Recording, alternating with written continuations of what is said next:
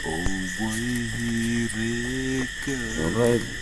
Biang Ni hajnong kapai upa. Dakalingan daka cingmut ika bubha.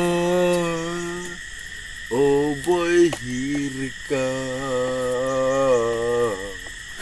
Oh boy hireka. Lihat itu. Cipayu mo cipara da cenga hakakan hika baika jubab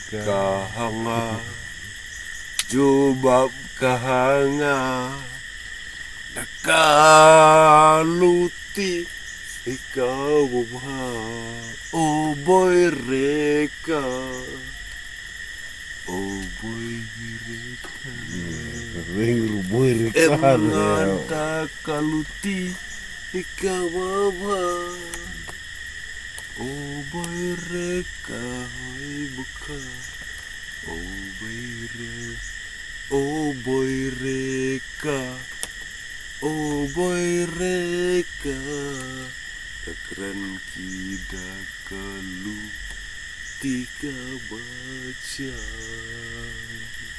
Aduh kat ni bapak lare i ayung kabika cui ong ki dak kentin kawabha.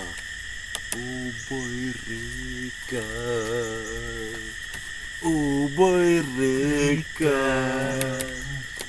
Oh boy reka. Top. Tas aku way buat jimrai ta. Continue. Senang mah. Tapi hap cip dia. Kentin jong. Taka purtai. Kala suja sibun ki e. Nampoi perkat banganca adukan ne. Hajing longkeng kalawai.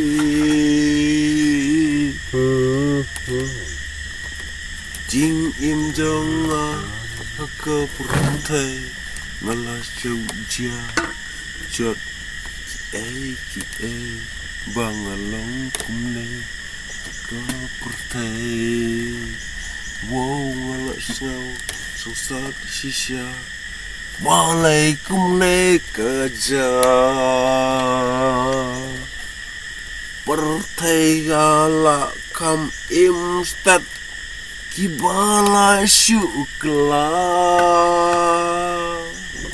kijukan ne ngelayo i ngesyuk babe ya i kong te đi tăng hao pi marway ching im jong nga lai su sa tăng ha jing long marway jing mut dor bala su bu chli tip chano king bangan yo i dei tang mo pi marway nei has la pertai. Wat lada ngatemen ro ngam sulong merwe. Oh kai wat nam keng kok yenga. Wat nam ong bapidai ikung thei keng i boba. Sukti senjat hapinga ai kijing mut jing perkat. Wat nam kusla.